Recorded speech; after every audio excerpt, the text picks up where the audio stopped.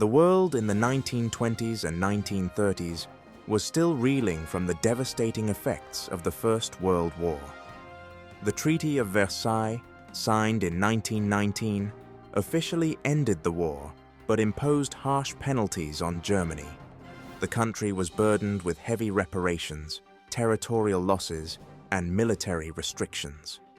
These conditions created widespread resentment among Germans, setting the stage for the rise of Adolf Hitler and the Nazi Party in the early 1930s. As the global economy struggled through the Great Depression, extremist political movements began to gain traction.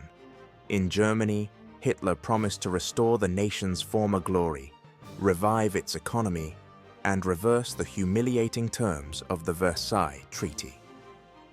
By 1933, Hitler was appointed Chancellor, and he quickly consolidated power, transforming Germany into a totalitarian state. But Germany wasn't the only country moving toward aggressive nationalism. In Italy, Benito Mussolini had already risen to power in 1922, establishing a fascist regime. Both Hitler and Mussolini sought to expand their territories and reshape the European balance of power. Meanwhile, Japan had been steadily expanding its empire in Asia. In 1931, Japan invaded Manchuria, a region in northeastern China, and established a puppet state. By the mid-1930s, Japan had allied itself with Italy and Germany, forming the Axis powers. In Europe, Hitler was already laying the groundwork for territorial expansion.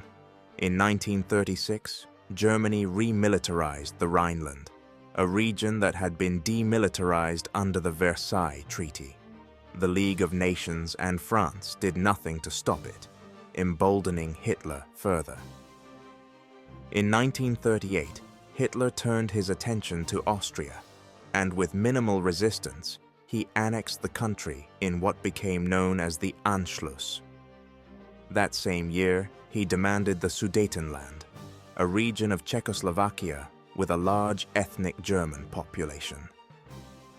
At a meeting in Munich, British Prime Minister Neville Chamberlain, French Premier Édouard Daladier, Hitler, and Italian dictator Mussolini agreed to a policy of appeasement, allowing Germany to annex the Sudetenland in exchange for a promise of no further territorial expansion.